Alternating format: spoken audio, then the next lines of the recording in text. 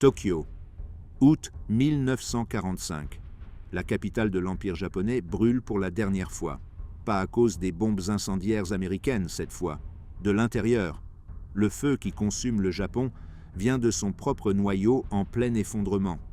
La voix de l'empereur Hirohito crépite à travers les postes de radio dans toute la ville. Des millions écoutent des mots qu'ils n'ont jamais entendus auparavant. Leur Dieu parle pour la première fois. Il leur dit que la guerre est perdue. L'impensable est devenu réalité. Dans les abris souterrains à travers Tokyo, les familles se rassemblent autour des radios dans un silence abasourdi. Dehors, la ville qu'ils connaissaient n'existe plus. 70% de la capitale est en ruine. 3 ans de bombardements stratégiques ont réduit les quartiers en champs de cendres. Plus de 100 000 morts en une seule nuit le mois précédent de mars. Des centaines de milliers d'autres sans-abri, déplacés, affamés. Mais la destruction physique pâlit face à ce qui vient ensuite. L'effondrement psychologique d'une nation entière. Les soldats qui ont juré de mourir avant de se rendre sont maintenant confrontés à quelque chose de pire que la mort. La survie, la défaite, l'occupation par l'ennemi qu'ils ont appris à haïr et à craindre par-dessus tout. Des jeunes hommes qui se sont entraînés à se battre jusqu'à la dernière balle doivent maintenant déposer des armes qui n'ont jamais goûté à la reddition. Dans les bureaux gouvernementaux, les fonctionnaires brûlent des documents. Les preuves des crimes de guerre disparaissent dans les flammes. Les plans pour la défense finale de la patrie, l'opération Ketsugo, deviennent des papiers sans valeur. L'armée qui a contrôlé le destin du Japon pendant 15 ans perd toute autorité en une seule journée. Les forces américaines se rassemblent au large. Le général Douglas MacArthur se prépare à atterrir sur le sol japonais, non pas comme conquérant par la bataille, mais comme vainqueur par le feu atomique. 2 villes ont été effacées de l'existence. Hiroshima le 6 août, Nagasaki le 9 août. L'Union soviétique a envahi la Mandchourie, brisant le dernier allié du Japon. L'empire construit par la conquête fait maintenant face à une dissolution totale.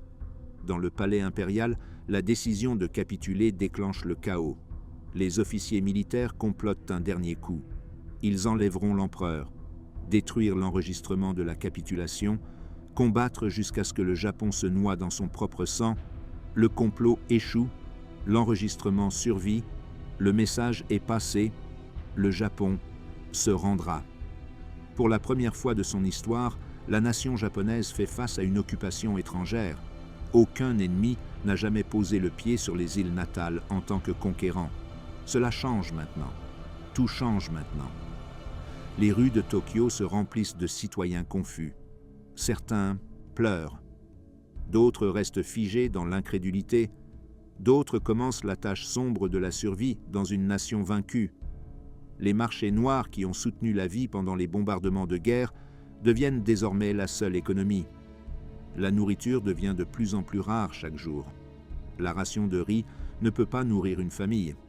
Des enfants meurent de faim silencieusement dans les coquilles de bâtiments détruits. Les photographies et les séquences vidéo provenant de Tokyo au cours de ces derniers jours capturent une civilisation en chute libre. Des soldats retirant les insignes de leurs uniformes, des officiers brûlant des drapeaux de bataille au lieu de les rendre, des civils s'inclinant devant le palais impérial, pleurant pour un empereur qui vient de leur dire que la guerre pour laquelle ils ont tout sacrifié s'est terminée par un échec. Mais les images révèlent aussi autre chose, du soulagement, caché sous le choc et la honte, une gratitude silencieuse que les mourants peuvent enfin s'arrêter, que les mères n'auront plus à envoyer d'autres fils à la mort, que l'invasion promise, la bataille qui aurait tué des millions, ne viendra jamais. Un civil japonais écrit plus tard « Nous avions l'impression d'avoir vécu dans un cauchemar et de nous être brusquement réveillés pour découvrir que nous étions dans un monde que nous ne reconnaissions plus. » La chute de Tokyo n'est pas une bataille, c'est quelque chose de bien plus complexe. L'effondrement d'une idéologie, la mort d'un mythe national, la fin de la promesse du Bushido, selon laquelle l'honneur dans la mort dépasse la honte de la survie. Des millions de Japonais doivent maintenant apprendre à vivre dans une réalité que toute leur culture leur a appris à rejeter. Comment une nation fondée sur le code du guerrier accepte-t-elle la défaite? Comment des millions de personnes qui croyaient que leur empereur était divin peuvent-elles concilier son humanité? Comment une armée qui a juré de ne jamais se rendre peut-elle déposer les armes sans résistance? Comment des civils qui se préparaient à combattre les envahisseurs avec des lances en bambou accueillent-ils les soldats américains en tant qu'occupants? Les réponses émergent dans les rues de Tokyo à travers ces derniers jours impossibles, dans les visages des soldats rentrant chez eux d'une guerre qu'ils peinent à comprendre en perdant, dans les yeux des enfants qui n'ont connu que la guerre toute leur vie, maintenant confrontés à quelque chose d'encore plus effrayant, la paix obtenue par l'ennemi. Ce sont les derniers jours du Japon en tant qu'empire, le début de quelque chose de nouveau, quelque chose d'inédit, quelque chose que personne, vainqueur ou vaincu, ne peut encore imaginer. C'est l'histoire de la façon dont l'empire japonais meurt, pas dans une bataille décisive, pas dans un dernier acte héroïque, mais dans un gémissement d'épuisement, de feu atomique, et la voix calme de l'empereur à la radio disant à son peuple qu'il doit maintenant endurer l'inendurable. L'empire japonais atteint son extension maximale au début de 1942. Des frontières de l'Inde au Pacifique central, des îles aléoutiennes au rivage de l'Australie, Tokyo règne sur 300 millions de personnes à travers des territoires conquis s'étendant sur des millions de kilomètres carrés. Les architectes de cet empire se croient invincibles. L'attaque surprise sur Pearl Harbor, le 7 décembre 1941, détruit la puissance navale américaine dans le Pacifique. Singapour tombe en février 1942, humiliant l'Empire britannique. Les Philippines s'effondrent malgré la résistance américaine. Hong Kong, la Birmanie, la Malaisie, les Indes néerlandaises, toutes tombent aux mains des forces japonaises en quelques mois. L'empereur Hirohito préside cette expansion depuis le palais impérial de Tokyo. La ville, au début de 1942, prospère en tant que cœur d'un empire conquérant. 8 millions de personnes habitent la capitale. Les usines produisent des armes et des avions. Les ministères gouvernementaux coordonnent l'administration des territoires occupés. Les quartiers généraux militaires planifient de nouvelles conquêtes. La population civile célèbre victoire après victoire. Mais les graines de la destruction poussent déjà sous le triomphe. La stratégie militaire du Japon dépend d'une guerre rapide. Saisir des territoires riches en pétrole, caoutchouc et matières premières. Forcer les États-Unis et la Grande-Bretagne à négocier la paix depuis une position de faiblesse. Sécuriser les frontières de l'Empire avant que la puissance industrielle américaine ne puisse se mobiliser. Le plan nécessite une exécution parfaite et une capitulation occidentale. Aucun des deux ne se produit. L'amiral Isoroku Yamamoto, architecte de l'attaque de Pearl Harbor, comprend le danger mieux que la plupart des gens à Tokyo. Il dit plus tard à ses collègues « Je crains que tout ce que nous avons fait soit de réveiller un géant endormi et de le remplir d'une terrible détermination. » Ces mots se révèlent prophétiques. La bataille de Midway, en juin 1942, marque le tournant. 4 porte-avions japonais coulent en une seule journée. La marine impériale perd sa capacité offensive. L'initiative dans la guerre du Pacifique se déplace définitivement vers les États-Unis. Le commandement militaire de Tokyo cache l'ampleur de la défaite au public japonais. La stratégie de dissimulation devient une pratique standard. Alors que les forces américaines commencent la longue contre-offensive à travers le Pacifique, le gouvernement japonais nourrit sa population d'un régime stable de victoires propagandistes. Les émissions de radio proclament triomphe après triomphe. Les journaux rapportent les pertes ennemies tout en minimisant les pertes japonaises. Les civils de Tokyo croient que leur armée reste invaincue. La réalité raconte une histoire différente. Guadalcanal saigne l'armée japonaise d'août 1942 à février 1943. Plus de 30 000 soldats japonais meurent dans les jungles de cette seule île. Les survivants se retirent, vaincus. Les forces américaines apprennent qu'elles peuvent battre les troupes japonaises dans des combats au sol prolongés. Les défaites s'accumulent. Les Aléoutiennes, la Nouvelle-Guinée, les îles Gilbert, les îles Marshall, les Mariannes, Saipan. Chaque bataille rapproche les forces américaines du Japon lui-même. Chaque perte coûte des milliers de vies japonaises. Chaque retraite réduit le périmètre défensif. À la mi-1944, les bombardiers américains B-29 Super Fortress opèrent depuis des bases dans les Mariannes. pour la première fois depuis le début de la guerre, Tokyo entre dans la portée des bombardements stratégiques américains soutenus. La sécurité, dont la capitale a bénéficié pendant 3 ans, prend fin.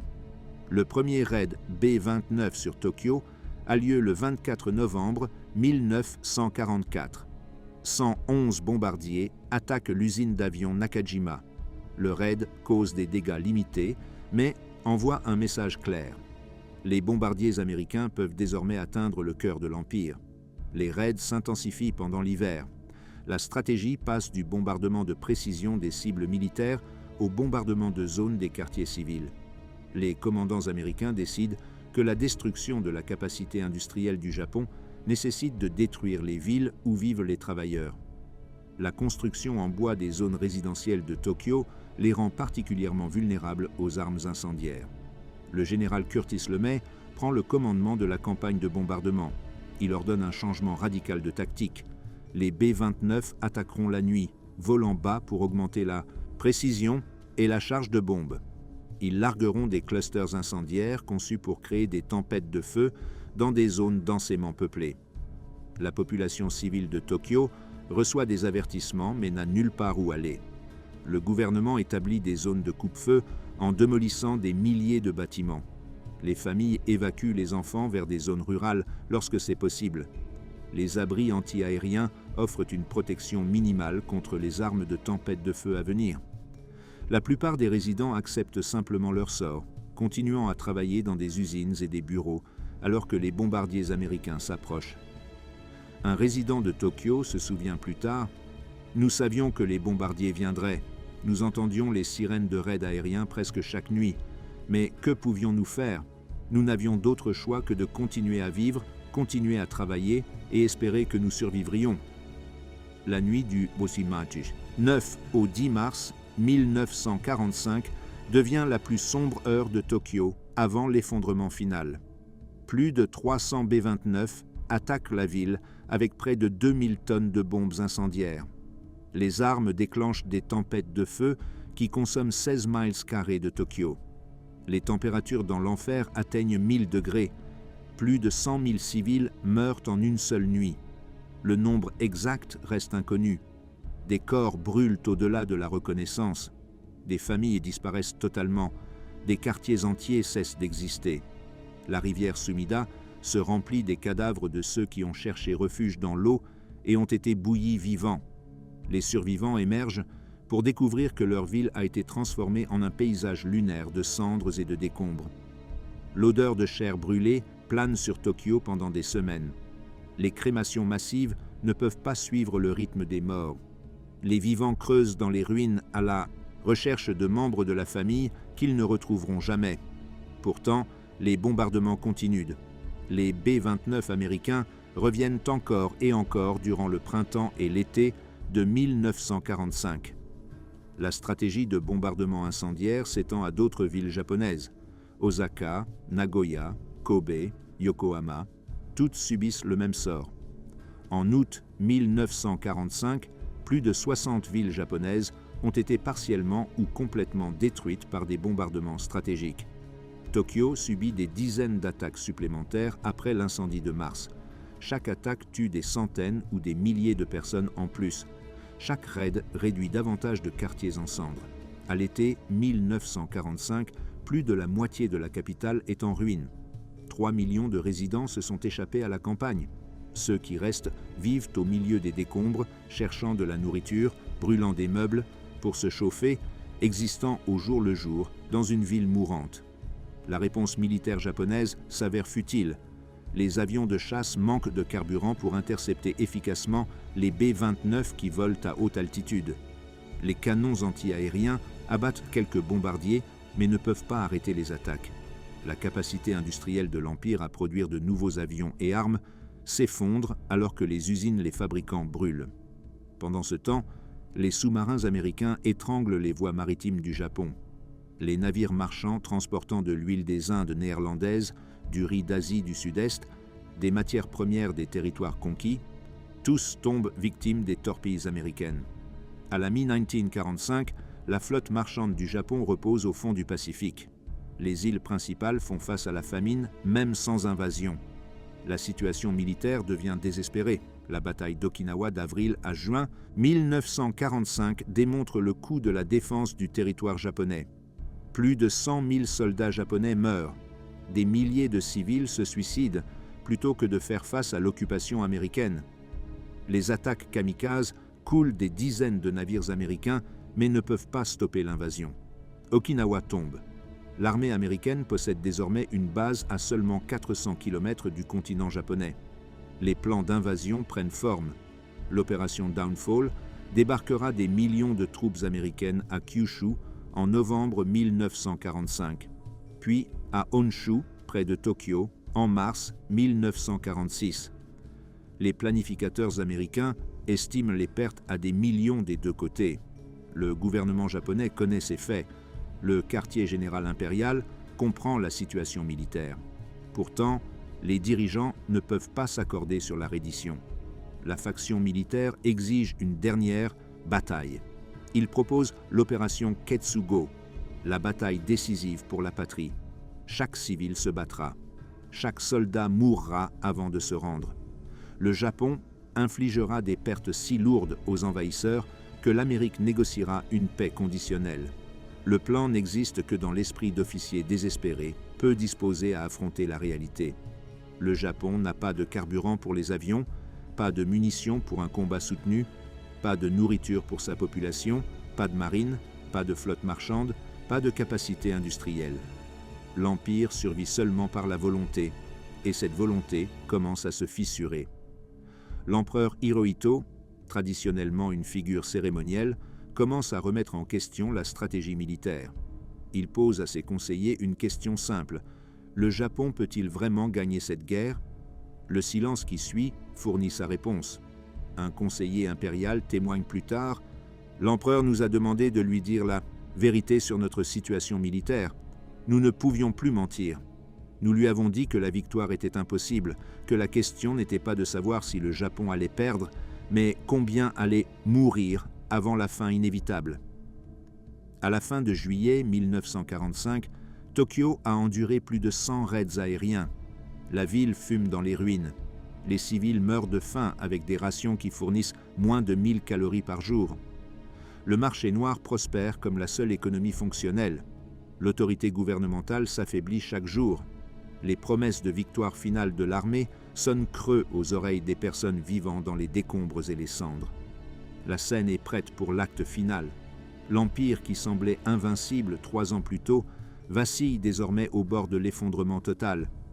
La question n'est plus de savoir si le Japon va tomber, mais comment et à quel coût final.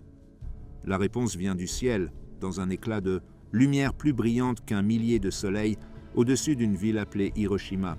Le 6 août 1945, 8h15 du matin, un seul bombardier, B-29, nommé Enola Gay, libère sa charge sur Hiroshima. L'arme tombe pendant 43 secondes. À 600 mètres au-dessus du centre-ville, la bombe atomique explose. L'explosion libère l'équivalent de 15 000 tonnes de TNT en une fraction de seconde. Une boule de feu plus chaude que la surface du Soleil s'étend sur Hiroshima. L'impulsion thermique incinère tout dans un rayon d'1 kilomètre. Les êtres humains disparaissent, ne laissant que des ombres brûlées dans le béton. Les bâtiments s'évaporent. La pierre fond. L'onde de choc arrive quelques millisecondes plus tard, voyageant plus vite que le son. Les structures conçues pour résister aux tremblements de terre s'effondrent comme du papier. L'onde de pression écrase les corps humains, rupture des organes, transforme les débris en éclats qui déchiquettent des milliers. Dans un rayon de 2 km, de l'explosion, presque rien ne survit. 70 000 personnes meurent instantanément. Des milliers d'autres périssent dans les incendies qui consomment ce qui reste de la ville. À la fin de la journée, plus de 100 000 habitants d'Hiroshima sont morts ou mourants. Une seule arme a détruit une ville entière en quelques secondes. Les nouvelles atteignent Tokyo lentement, confuses, fragmentaires. Les premiers rapports parlent d'un nouveau type de bombe. Les communications militaires de Hiroshima cessent complètement. L'ampleur de la destruction défie la compréhension. des scientifiques japonais examinent les preuves et parviennent à une conclusion que les dirigeants militaires refusent d'accepter. Les Américains ont développé une arme atomique. Dans le palais impérial, l'empereur Hirohito reçoit les rapports avec une inquiétude croissante. Il convoque une réunion d'urgence du Conseil suprême pour la direction de la guerre. La faction militaire plaide pour « continuer le combat ». Une bombe atomique ne change rien, affirme-t-il. Le Japon doit encore résister à l'invasion. Le plan de bataille pour la patrie reste viable. Le ministre des Affaires étrangères, Shigenori Togo, n'est pas d'accord. Il soutient que la résistance continue entraînera l'anéantissement complet du peuple japonais. La bombe atomique représente une menace au-delà des calculs militaires conventionnels. Si l'Amérique possède plus de telles armes, aucune ville au Japon n'est en sécurité. Le débat se poursuit jusqu'au 7 et 8 août. L'armée refuse d'accepter la reddition. Il propose des conditions impossibles. Le Japon doit conserver son armée, maintenir son empire, éviter l'occupation, juger ses propres criminels de guerre. Ces conditions équivalent à un rejet complet de la reddition. L'impasse persiste. Pendant ce temps, à Tokyo, la vie se poursuit au milieu des ruines. Les civils ne savent rien de la bombe atomique. La censure gouvernementale empêche les journaux de rapporter la vérité sur Hiroshima. Les émissions de radio mentionnent seulement qu'un nouveau type d'arme a endommagé une ville. La population continue sa lutte quotidienne pour la survie, sans savoir que le monde a changé à jamais. Les marchés noirs à Ueno, Shinjuku et Shibuya prospèrent en tant que seule source fiable de nourriture. Le riz coûte 20 fois le prix officiel du rationnement. Un seul œuf se vend pour plus d'une journée de salaire. Les familles échangent des héritages familiaux contre des patates douces. Les enfants fouillent les décombres à la recherche de tout ce qui est comestible ou vendable. Dans les quartiers dévastés de l'est de Tokyo, des survivants du bombardement incendiaire de mars vivent dans des bidonvilles construits à partir de ferraille et de bois carbonisé. Ils cuisinent sur des feux ouverts en utilisant des meubles cassés comme combustible. L'eau provient de canalisations endommagées ou de puits pollués. Les maladies se propagent en raison des conditions insalubres. La dysenterie, le typhus et la tuberculose tuent chaque jour. Le système de rationnement du gouvernement approche de l'effondrement total. L'allocation officielle de riz descend à moins de 300 grammes par personne par jour. De nombreux districts ne reçoivent aucune distribution. Les trains qui devraient apporter de la nourriture de la campagne arrivent vides ou pas du tout. Des sous-marins américains ont détruit les navires qui auraient pu importer du riz de Corée ou de Taïwan. Le Japon meurt de faim. Les ouvriers d'usines deviennent trop faibles pour accomplir leurs tâches. La production d'avions, d'armes et de munitions s'effondre.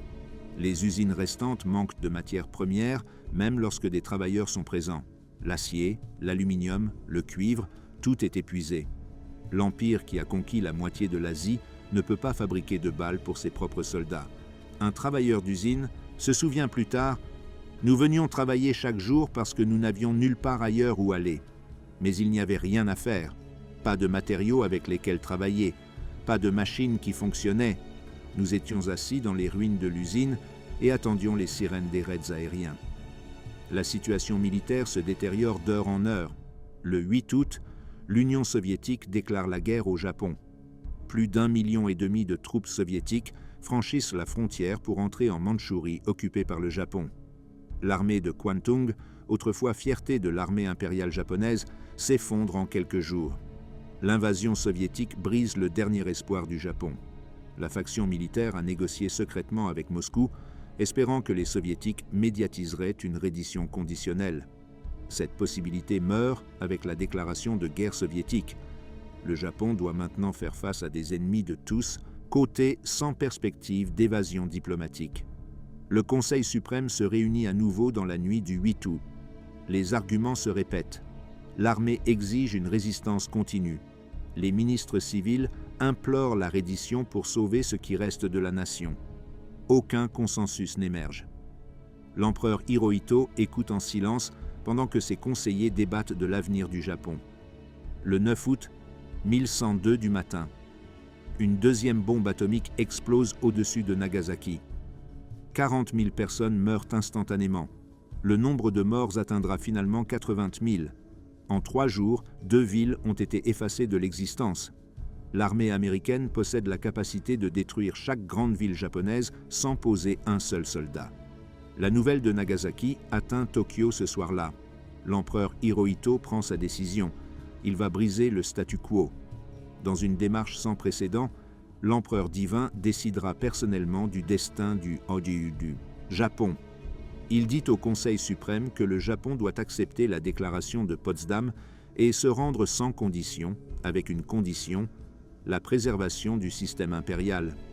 La faction militaire réagit avec fureur. Des officiers subalternes commencent à planifier un coup d'État. Ils saisiront le palais impérial, empêcheront la reddition et continueront la guerre sous régime militaire. Le complot implique des officiers de la division des gardes impériaux et du ministère de la guerre. Il prévoit d'intercepter et de détruire l'enregistrement de la reddition de l'empereur avant qu'il ne puisse être diffusé. Le 10 août. Le gouvernement japonais transmet son acceptation de la déclaration de Potsdam aux Alliés par l'intermédiaire de la Suisse neutre. Le message inclut la condition concernant le statut de l'empereur. Le gouvernement attend une réponse tandis que Tokyo continue de brûler. Les bombardiers américains attaquent à nouveau la capitale le 10 août. Plus de 100 B-29 larguent des bombes conventionnelles sur l'usine d'avions Nakajima et les quartiers environnants. Des centaines de personnes meurent. Les survivants se demandent pourquoi les bombardements continuent si des négociations de reddition ont commencé. La réponse américaine arrive le 12 août. La réponse, rédigée par le secrétaire d'État James Burns, indique que l'autorité de l'empereur sera soumise au commandant suprême des puissances alliées. La réponse ne satisfait ni la faction militaire, ni ceux qui exigent une reddition inconditionnelle. Le débat au palais impérial reprend. Les rues de Tokyo se remplissent de rumeurs. Capitulation. Guerre continue. Bombes atomiques. Invasion soviétique. Personne ne sait quoi croire. Le gouvernement maintient son blackout d'informations. Les journaux ne publient rien sur les négociations de capitulation. Les émissions de radio diffusent de la musique martiale et répètent des appels à l'unité nationale et à « la résistance continue ». L'armée distribue des armes aux civils pour la défense finale de la patrie. Des lances en bambou, des fusils à un coup, tout ce qui peut être trouvé. Les femmes s'entraînent à se battre avec des outils agricoles. Les enfants apprennent à se jeter sous les chars américains avec des charges explosives.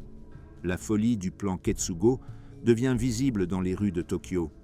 Un enseignant se souvient plus tard « Ils nous ont donné des perches en bambou aiguisées et nous ont dit que nous arrêterions les chars américains.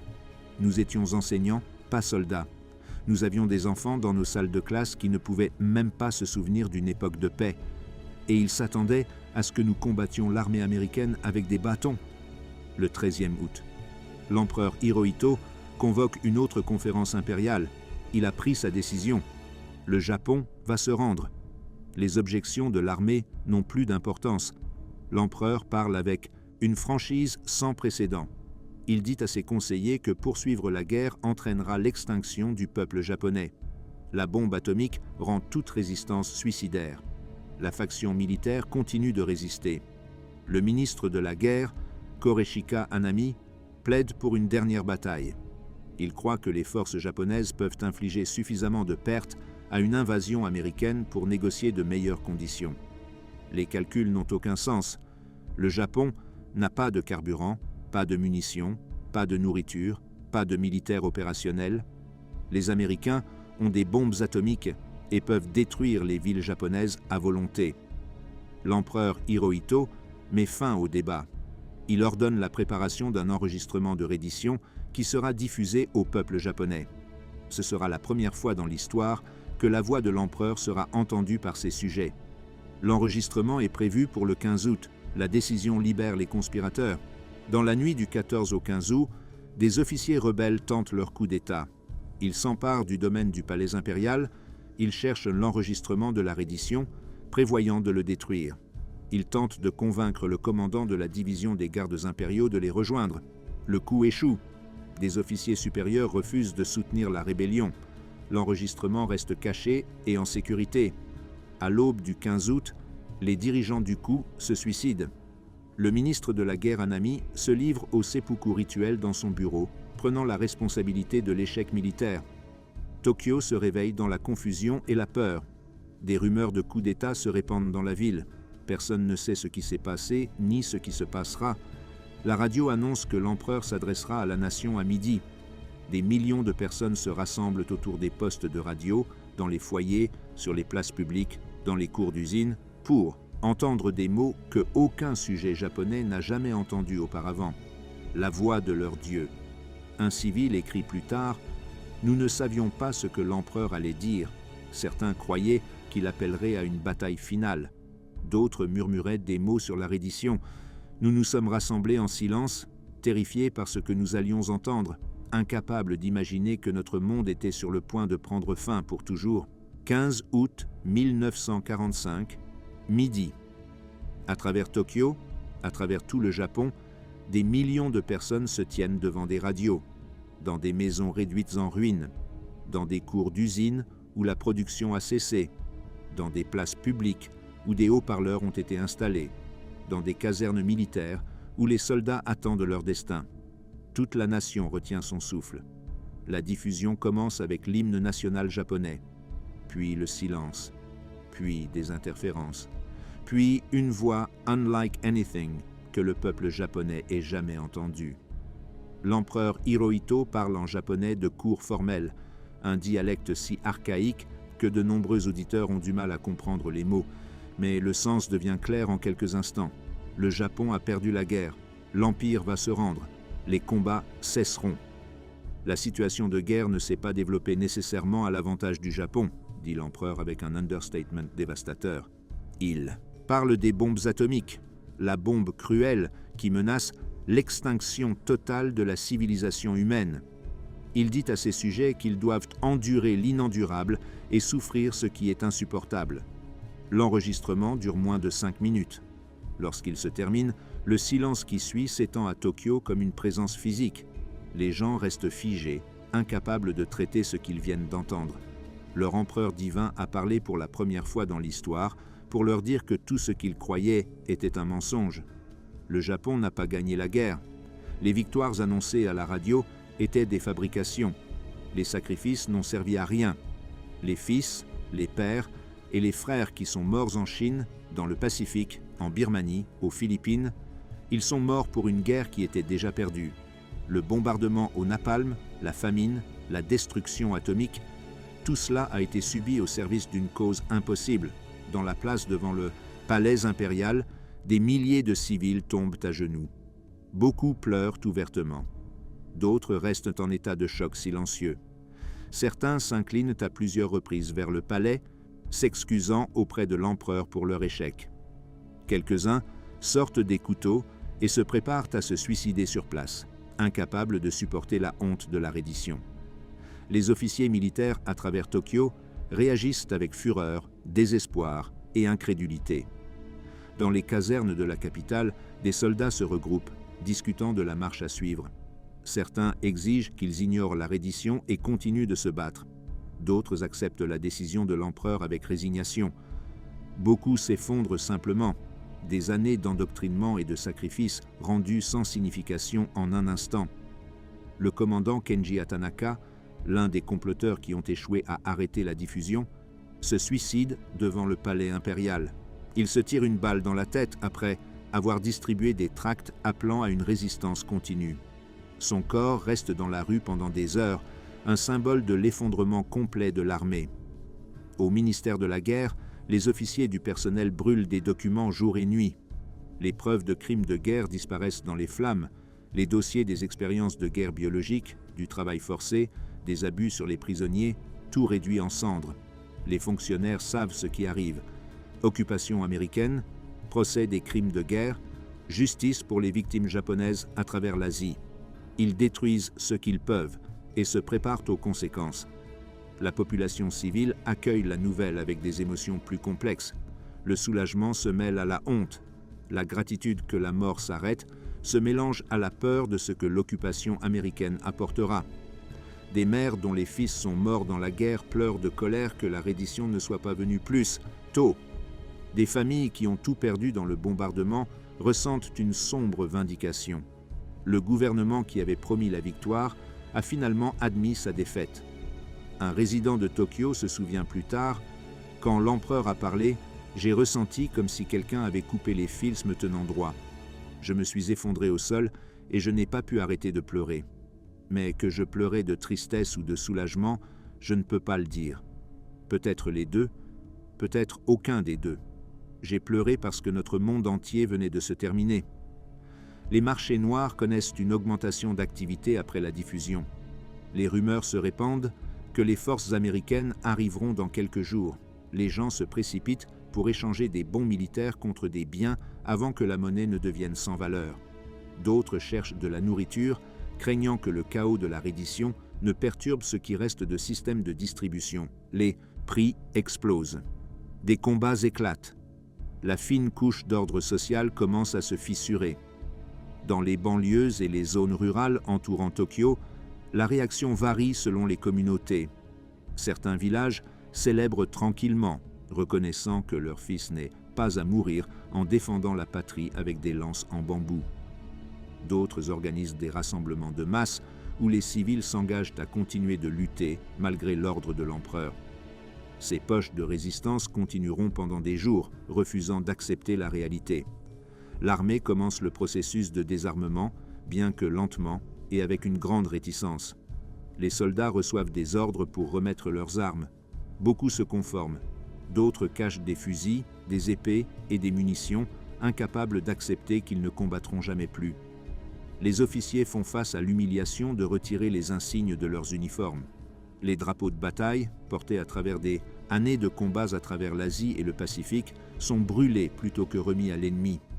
À la base aérienne d'Atsugi, au sud-ouest de Tokyo, les pilotes kamikazes apprennent qu'ils ne voleront jamais leur mission suicide. De jeunes hommes qui ont passé des mois à s'entraîner pour mourir pour l'empereur doivent maintenant trouver une raison de vivre dans une nation vaincue. Certains ne peuvent pas faire la transition. Au cours des semaines suivantes, des dizaines de pilotes et de soldats se suicident plutôt que de faire face à la honte de la reddition. L'impact psychologique de la reddition s'étend bien au-delà du choc immédiat. Le peuple japonais a été endoctriné pendant des années pour croire que la mort est préférable à la reddition, que l'empereur est divin, que le Japon ne peut pas perdre car les dieux protègent l'empire. La retransmission brise ces croyances fondamentales en 5 minutes.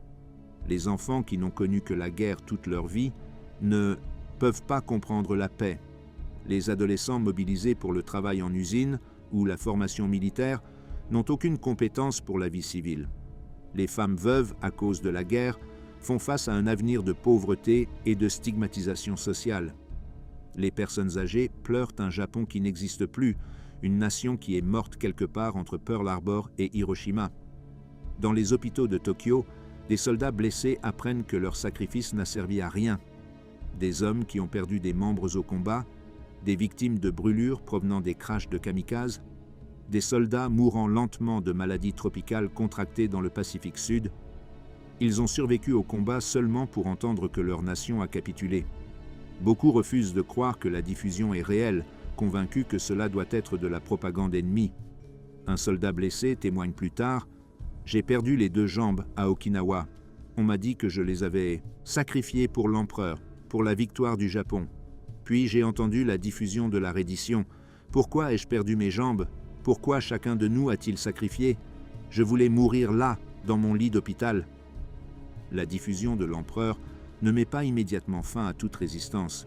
Dans certaines unités militaires, des officiers fanatiques exécutent des soldats qui expriment du soulagement à l'annonce de la reddition. Les conseils de guerre se poursuivent pendant des jours après le 15 août, punissant ceux qui osent suggérer que la reddition est la bonne décision. L'idéologie militaire de la mort avant le déshonneur ne disparaît pas simplement parce que l'empereur a parlé.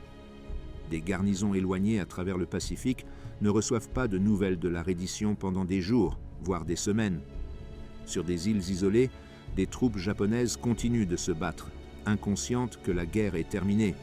Certains tiendront pendant des mois, refusant de croire que les annonces de reddition sont authentiques. Quelques soldats resteront cachés pendant des années, convaincus que les rapports sur la défaite du Japon sont de la propagande américaine. Mais à Tokyo, la réalité ne peut être niée. des avions de reconnaissance américains survolent la ville sans opposition le lendemain de la diffusion de la reddition. Aucun tir anti-aérien ne les accueille. Aucun chasseur ne décolle pour intercepter. Les avions tournent autour des ruines de la capitale, photographiant la dévastation, confirmant ce que le gouvernement japonais a promis. La reddition est réelle. Le ministre des Affaires étrangères du Togo commence les préparatifs pour la cérémonie de reddition officielle. Les diplomates japonais prennent contact avec les forces américaines aux Philippines. Les arrangements commencent pour l'arrivée du général Douglas MacArthur et des forces d'occupation. Le gouvernement japonais doit désormais faciliter sa propre conquête. Le 16e août, Tokyo reste calme, stupéfait.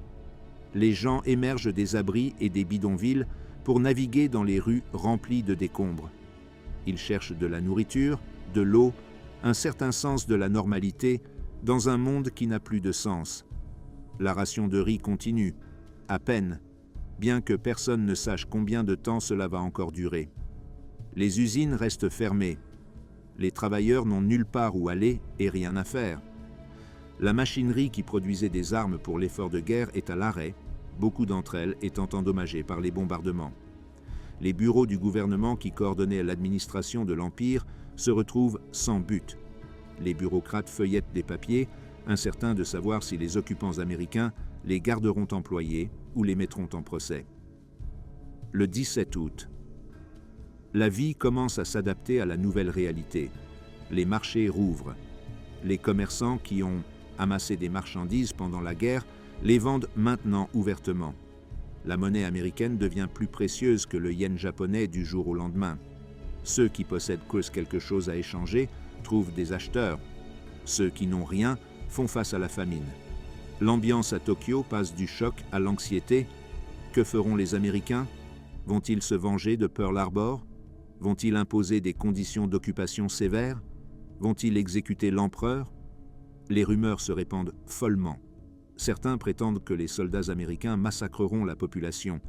D'autres insistent sur le fait que l'occupation sera bienveillante. Personne ne sait. Tout le monde a peur. Les enfants commencent à jouer à nouveau dans les rues, leur jeu incorporant maintenant des éléments de la nouvelle réalité. Ils prétendent être des soldats américains arrivant à Tokyo. Ils échangent des cigarettes et du chocolat imaginaire, des objets dont ils n'ont entendu, ont parlé qu'eux. La résilience de la jeunesse se manifeste même dans les ruines. Une mère écrit plus tard « Mes enfants m'ont demandé à quoi ressemblent les Américains. Je me suis rendu compte que je ne savais pas. On nous avait appris à les haïr, à les craindre. Mais je n'en avais jamais réellement vu un. Maintenant, ils occuperaient notre ville, régneraient sur nos vies, et je ne pouvais même pas les décrire à mes propres enfants. » Le tournant psychologique est passé. Le choc initial de la diffusion de l'empereur s'estompe dans une acceptation sombre. Le Japon a perdu la guerre. Les Américains arrivent. La vie doit d'une manière ou d'une autre continuer. La question n'est plus de savoir s'il faut se rendre, mais comment survivre à ce qui vient ensuite. Dans le palais impérial, l'empereur Hirohito se prépare à l'impensable. Il rencontrera le général MacArthur en tant que souverain vaincu, saluant son conquérant. Il posera pour des photographies avec le commandant américain. Il se soumettra à l'autorité étrangère pour la première fois dans l'histoire du Japon. L'empire construit au fil des décennies de conquête meurt en quelques jours de feu atomique et d'une émission radio de 5 minutes. Ce qui renaît des cendres reste à voir. Mais le vieux Japon, l'empire militariste qui cherchait à dominer l'Asie, qui enseignait la mort avant la reddition, qui proclamait l'empereur divin, ce Japon est perdu pour toujours. Le 28 août 1945. Les premiers soldats américains débarquent à l'aérodrome d'Atsugi. Une équipe d'avancement de 150 hommes fouille le sol japonais, préparé à tout. Ils portent des armes, mais ne font face à aucune résistance. Les équipes au sol japonaises se tiennent au garde-à-vous, silencieuses et vaincues. L'occupation du Japon commence sans qu'aucun tir ne soit tiré. Au cours des jours suivants, des milliers d'autres troupes américaines arrivent. Ils viennent par air et par mer, inondant la région de Tokyo avec une force écrasante. L'armée japonaise regarde avec humiliation alors que des soldats ennemis occupent la capitale sans opposition. Des officiers qui avaient juré de mourir pour défendre leur patrie s'inclinent maintenant devant les commandants américains et suivent des ordres. Le 30e août, le général Douglas MacArthur arrive à l'aéroport d'Atsugi à bord de son appareil de transport personnel, C-54, le Bataan. Il descend les escaliers de l'avion en fumant sa pipe en maïs signature, tel un général conquérant. Les responsables japonais attendent nerveusement pour l'accueillir. Il les ignore au début, examinant l'aéroport et la nation vaincue qui lui répond désormais. MacArthur établit son quartier général dans le bâtiment de l'assurance Dai-ichi, dans le centre de Tokyo, juste en face du palais impérial. Le symbolisme est délibéré. Le commandant suprême américain supervisera l'empereur depuis une position de dominance physique et politique. La géographie du pouvoir à Tokyo change du tout au tout. Les forces d'occupation se déplacent dans la ville avec prudence et curiosité. Les soldats américains rencontrent une population qui a été apprise à les craindre et à les haïr, maintenant soumise et coopérative. La résistance de guérilla attendue ne se matérialise jamais. Les attaques suicides prédites par les officiers du renseignement n'ont pas lieu. Les civils de Tokyo s'inclinent devant les troupes américaines et retournent à la lutte quotidienne pour leur survie. Le contraste entre le conquérant et le conquis choque les soldats américains. Ils arrivent en s'attendant à une population ennemie redoutable, endurcie par des années de guerre. Au lieu de cela, ils trouvent des civils malnutris vivant dans des décombres, désespérés pour de la nourriture, traumatisés par les bombardements et la défaite. Le peuple japonais qu'ils rencontrent ressemble peu aux guerriers fanatiques dépeints dans la propagande de guerre.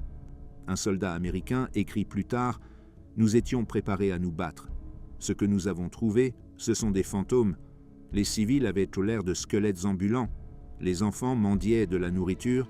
Les soldats qui avaient combattu si férocement sur les îles se tenaient maintenant silencieux, brisés, défaits d'une manière que je n'avais jamais imaginé possible. » Le 2 septembre 1945, baie de Tokyo.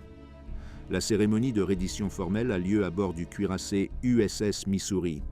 Le ministre des Affaires étrangères japonais, Mamoru Shigemitsu, et le général Yoshijiro Umezu montent à bord du navire américain pour signer l'instrument de reddition. Ils montent la passerelle pour faire face à des rangées d'officiers alliés et de journalistes. Les caméras capturent chaque instant de l'humiliation officielle du Japon. Le général MacArthur préside la cérémonie. Il parle brièvement d'espoir pour la paix et la réconciliation, mais le message est clair. Le Japon a été entièrement vaincu. L'empire qui a conquis la moitié de l'Asie se soumet maintenant à l'autorité étrangère pour la première fois de son histoire. Shigemitsu signe le document de capitulation d'une main tremblante.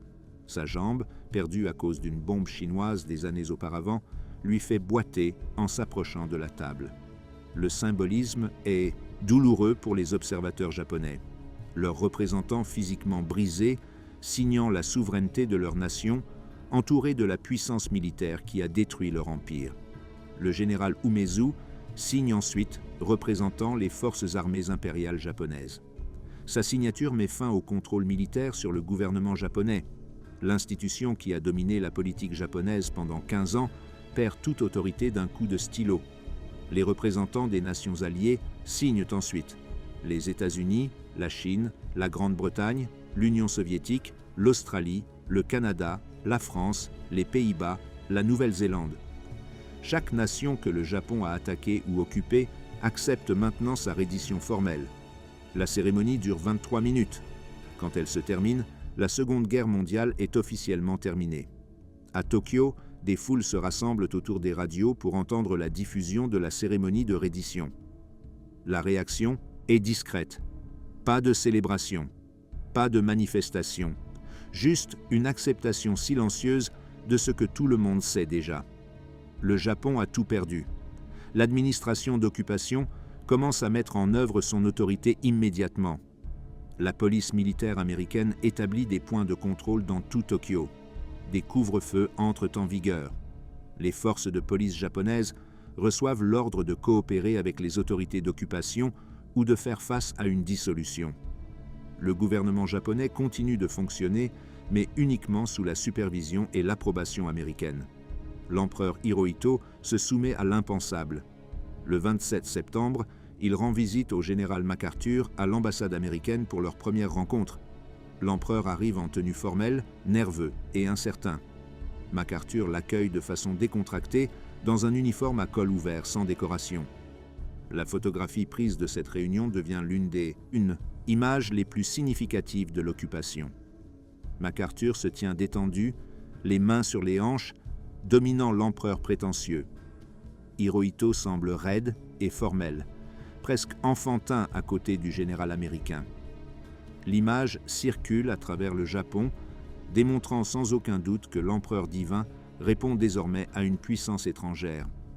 Un responsable japonais se souvient plus tard, quand nous avons vu la photographie de l'empereur debout à côté de MacArthur, nous avons compris complètement ce qui était arrivé à notre nation. L'homme que nous étions éduqués à vénérer comme un dieu se tenait devant un général américain comme un écolier devant son maître. Les autorités d'occupation commencent le processus de démilitarisation. Les soldats japonais remettent des armes par centaines de milliers, des fusils, des épées, des pièces d'artillerie. Tout est collecté et détruit ou expédié. L'armée impériale japonaise et la marine se dissolvent, officiellement. Plus de 6 millions de soldats retournent à la vie civile sans perspective, sans emploi et sans but. Les installations militaires à travers Tokyo deviennent des installations d'occupation. Les casernes qui abritaient autrefois des troupes japonaises sont désormais occupées par des soldats américains. Les aérodromes passent sous le contrôle américain. Les bases navales deviennent des ports américains. L'infrastructure de la puissance militaire japonaise se transforme en infrastructure d'occupation américaine. Les enquêtes sur les crimes de guerre commencent presque immédiatement. Le tribunal militaire international pour l'Extrême-Orient se prépare à juger les dirigeants japonais pour crimes contre la paix, crimes de guerre et crimes contre l'humanité. Les enquêteurs américains arrêtent des hauts fonctionnaires militaires et civils. L'ancien Premier ministre Hideki Tojo tente de se suicider, mais survit pour faire face à son procès. D'autres se cachent ou fuient le pays. La liste des accusés s'allonge chaque jour. Des généraux qui ont ordonné des atrocités en Chine, des amiraux qui ont approuvé le mauvais traitement des prisonniers, des fonctionnaires qui ont mis en œuvre des programmes de travail forcé, des médecins qui ont mené des expériences de guerre biologique. La machine de la justice tourne lentement, mais inexorablement, vers la responsabilité. La population de Tokyo a du mal à s'adapter à l'occupation. Des soldats américains distribuent de la nourriture à des civils affamés, une miséricorde qui complique les sentiments japonais à l'égard de leurs conquérants. Les mêmes forces qui ont incendié la ville fournissent maintenant du riz et des conserves aux enfants affamés.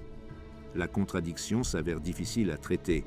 Les marchés noirs continuent de prospérer, incorporant désormais des biens américains.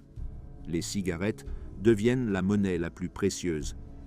Un seul paquet de cigarettes américaines peut acheter une semaine de riz. Le chocolat, le café, le savon, tous des produits américains se vendent à des prix élevés. Une économie souterraine entière se développe autour des objets volés ou échangés par les forces d'occupation. Les femmes japonaises font face à une réalité particulièrement difficile. La pauvreté pousse des milliers d'entre elles à la prostitution pour servir les soldats américains. Les autorités d'occupation établissent des districts de maisons closes réglementées, tentant de contrôler ce qu'elles ne peuvent pas empêcher.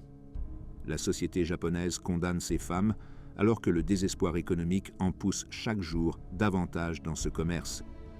Le gouvernement tente de maintenir l'ordre et les services sociaux en dépit du chaos. Les écoles rouvrent, bien que le programme change radicalement. Les manuels sont révisés pour supprimer le contenu militariste. Les enseignants reçoivent une formation sur les principes démocratiques. Les enfants apprennent une nouvelle version de l'histoire japonaise, une version qui dépeint la guerre comme une tragédie plutôt que comme une croisade sacrée. La restauration des infrastructures commence lentement. Les équipes déblayent les décombres des grandes rues. Les ingénieurs évaluent les dommages au système d'eau, aux réseaux électriques et aux chemins de fer. La tâche s'avère écrasante. Tokyo nécessite des années de reconstruction, peut-être des décennies.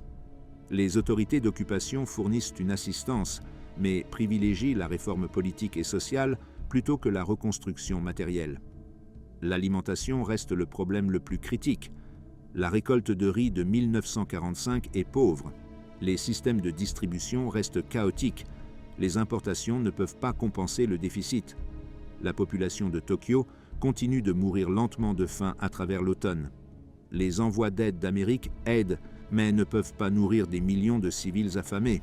Les maladies se propagent à travers des conditions insalubres. Le choléra, le typhus et la tuberculose tuent des milliers de personnes dans les mois qui suivent la reddition. Les hôpitaux manquent de médicaments et de fournitures. Les médecins traitent les patients avec ce qu'ils peuvent récupérer ou quémander auprès des forces d'occupation. La crise de la santé est comparable aux effets immédiats des bombardements. En octobre 1945, une nouvelle réalité s'installe sur Tokyo. Le choc initial de la défaite et de l'occupation s'estompe dans une existence quotidienne écrasante. Les gens s'adaptent parce qu'ils le doivent. Ils apprennent à naviguer dans les points de contrôle, à s'incliner devant les soldats américains, à faire du commerce sur le marché noir, à survivre dans une ville qui reste largement en ruine. L'occupation durera des années. Les procès se poursuivront jusqu'en 1948. La reconstruction prendra des décennies, mais la transformation fondamentale a déjà eu lieu. L'empire militariste est mort. L'empereur divin a été humanisé. L'armée invaincue a été dissoute. Le Japon, tel qu'il existait avant août 1945, n'existe plus. Ce qui émerge à sa place reste incertain. La démocratie imposée par les conquérants. La paix imposée par l'occupation. La reconstruction supervisée par des puissances étrangères. Le peuple japonais fait face à un avenir qu'il n'a jamais imaginé et qu'il ne peut pas pleinement comprendre. Un résident de Tokyo réfléchit plus tard. Nous pensions que la capitulation serait le pire moment. Nous avions tort. La capitulation n'était que le début. Chaque jour qui suivait apportait de nouvelles humiliations, de nouveaux défis, de nouvelles raisons de nous demander si nous allions survivre. Mais nous avons survécu. Nous n'avions pas le choix. Nous avons enduré l'inendurable, tout comme l'empereur l'a ordonné. La phase finale de la guerre du Japon est terminée. L'empire est tombé. La capitale est en ruine. La population meurt de faim et lutte. Les occupants règnent sans opposition. Le chapitre le plus sombre de Tokyo semble être terminé. Mais le véritable test se trouve devant nous. Pas le test de survivre à la guerre, mais le test de survivre à la paix. Le test de reconstruire non seulement des villes, mais une identité nationale entière. Le test d'apprendre à vivre dans un monde où tout ce qu'ils croyaient a été prouvé faux. Ce test vient seulement de commencer.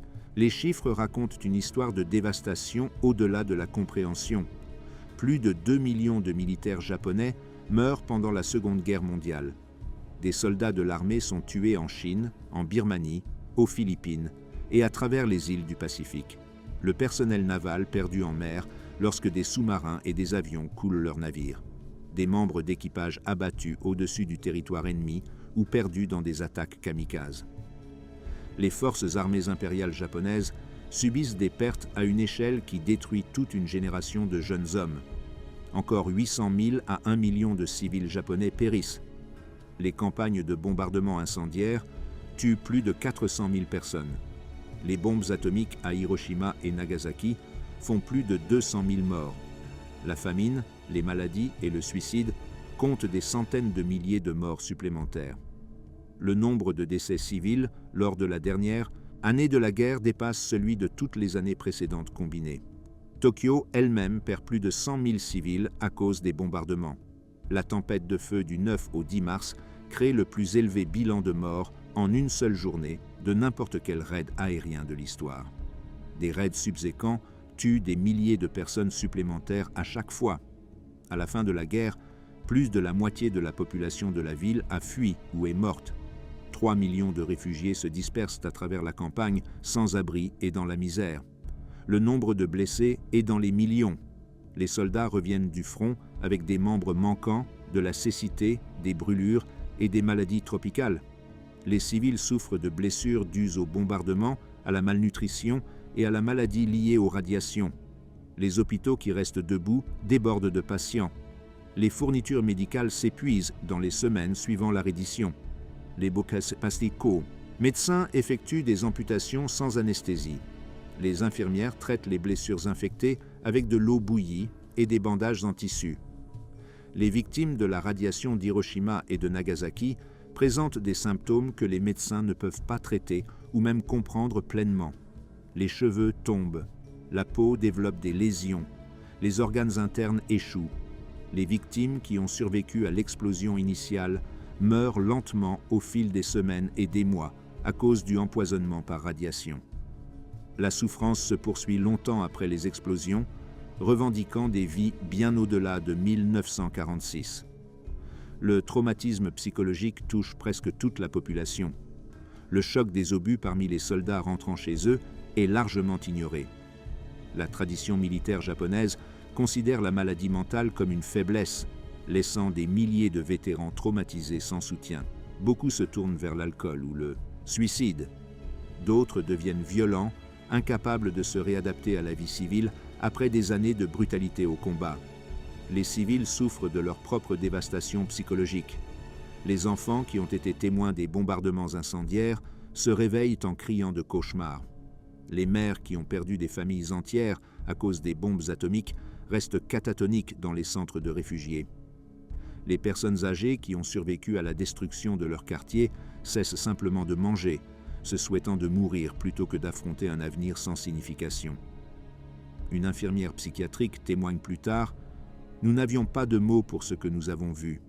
Des hommes qui ne pouvaient pas s'arrêter de trembler, des femmes qui ne pouvaient pas parler, des enfants qui avaient oublié comment jouer.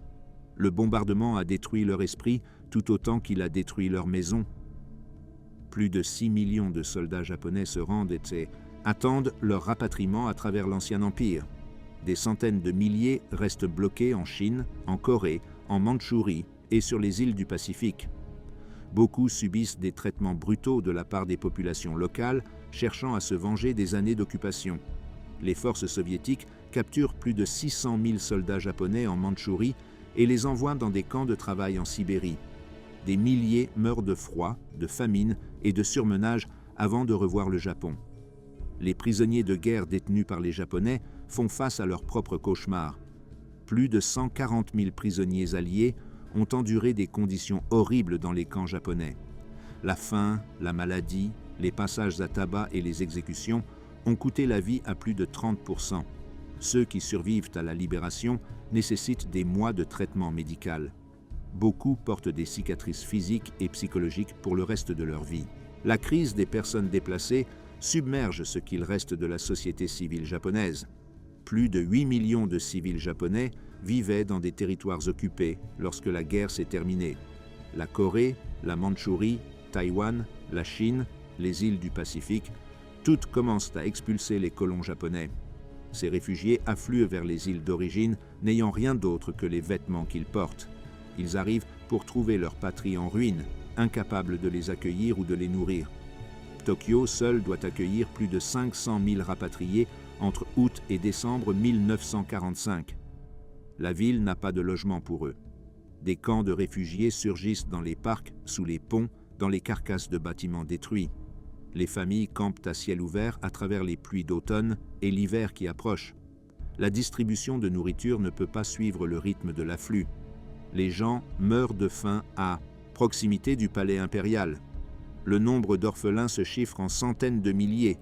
Les bombardements au napalm, les bombes atomiques et les opérations militaires à travers l'Asie ont tué des millions de parents. Des enfants aussi jeunes que 5 ans survivent seuls, fouillant dans les ruines, volant de la nourriture, dormant dans des bâtiments brûlés. Le gouvernement établit des orphelinats, mais ne peut pas loger ou nourrir même une fraction des enfants sans abri. Beaucoup se tournent vers le crime ou la prostitution pour survivre. Un directeur d'orphelinat écrit plus tard « Les enfants sont arrivés squelettiques, couverts de poux, traumatisés au-delà de la description. Beaucoup ne pouvaient pas se souvenir de leur propre nom.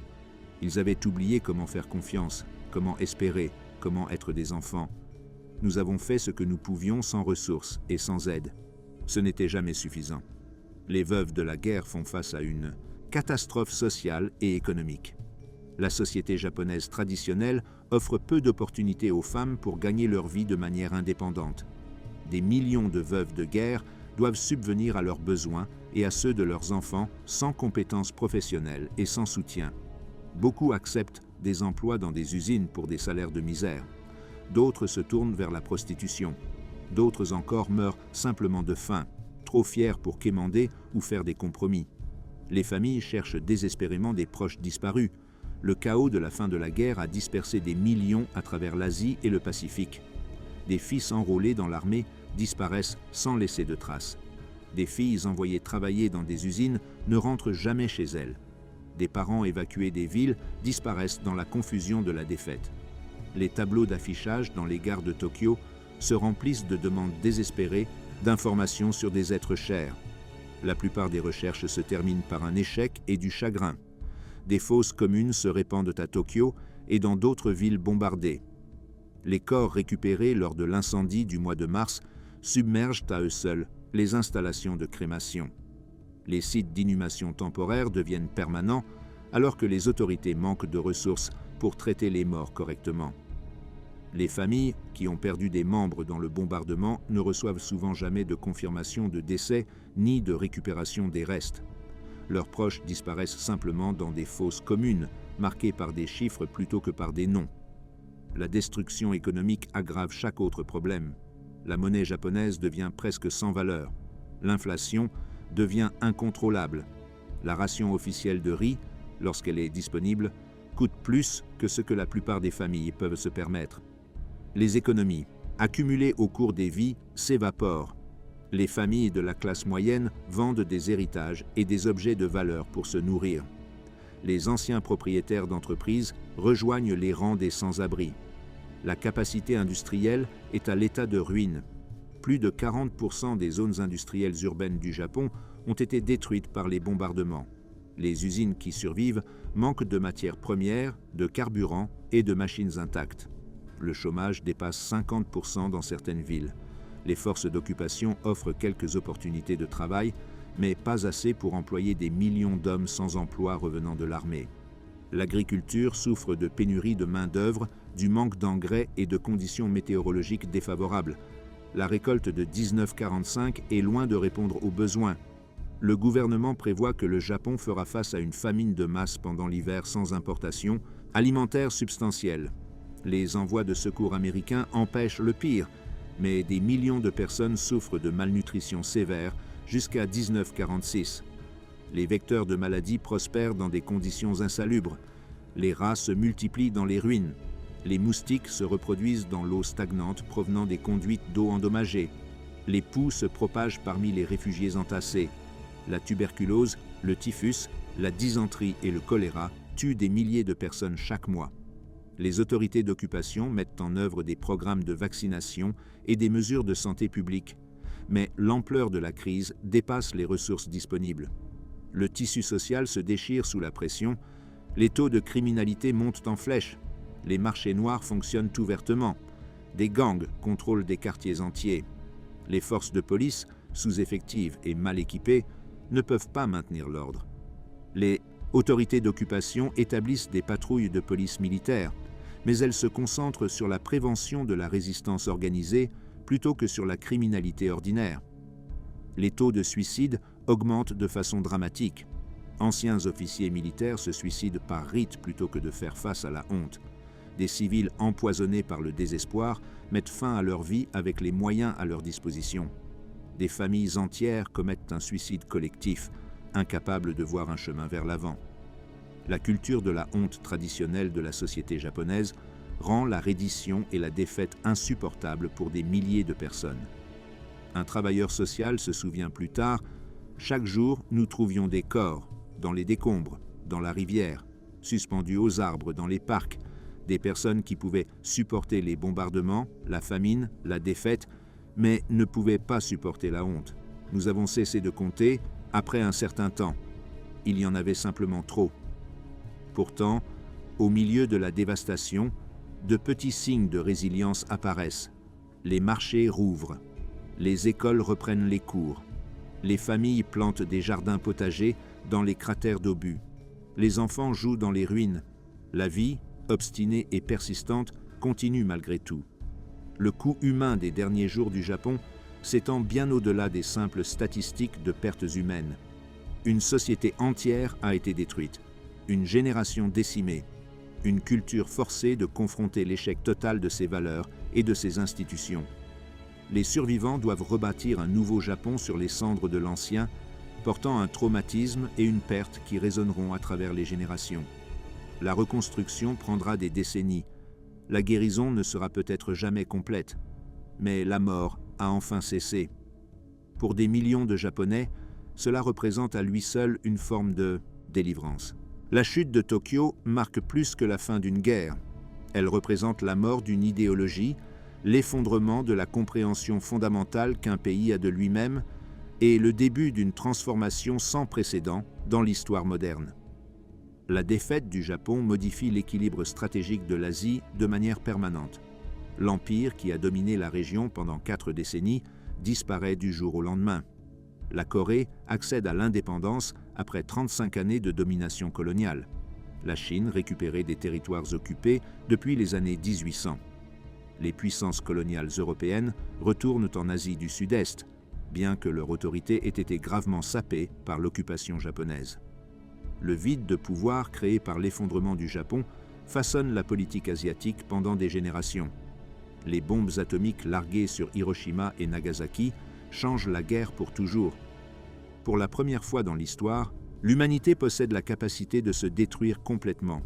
Les bombes qui mettent fin à la guerre du Pacifique inaugurent l'ère nucléaire et la guerre froide qui définiront les 45 prochaines années. La course aux armements entre les États-Unis et l'Union soviétique commence dans les ruines des villes japonaises.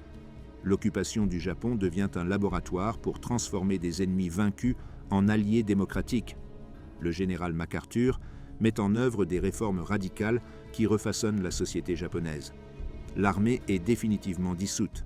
La Constitution renonce à la guerre en tant qu'instrument de la politique nationale. Les femmes reçoivent le droit de vote. La réforme agraire divise les systèmes agricoles féodaux. Les syndicats obtiennent une protection juridique. Les conglomérats industriels Zaibatsu sont dissous. L'empereur Hirohito conserve son trône, mais renonce à sa divinité dans une diffusion radio le 1er janvier 1946. L'homme vénéré comme un dieu vivant se déclare humain.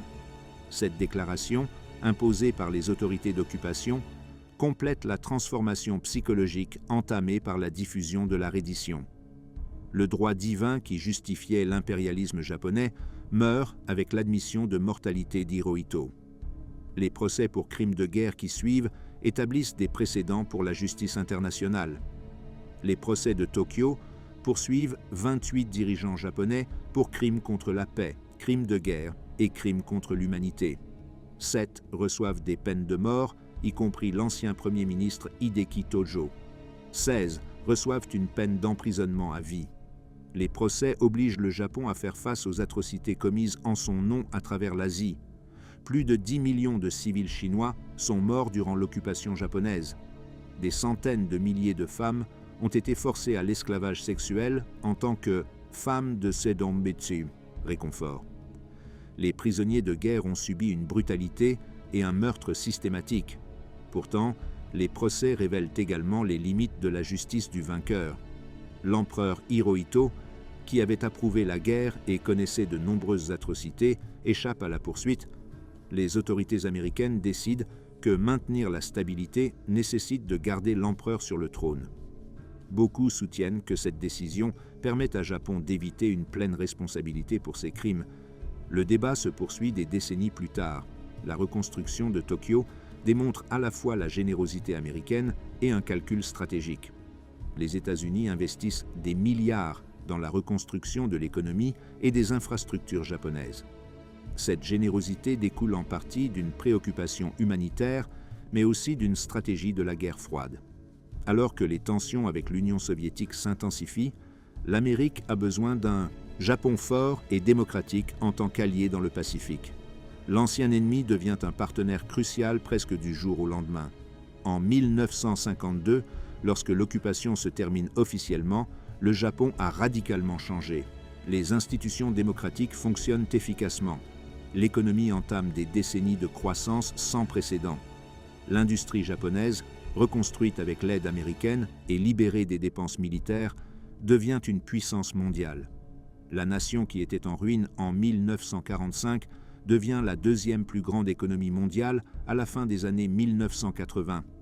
L'impact culturel de la défaite redéfinit profondément l'identité japonaise.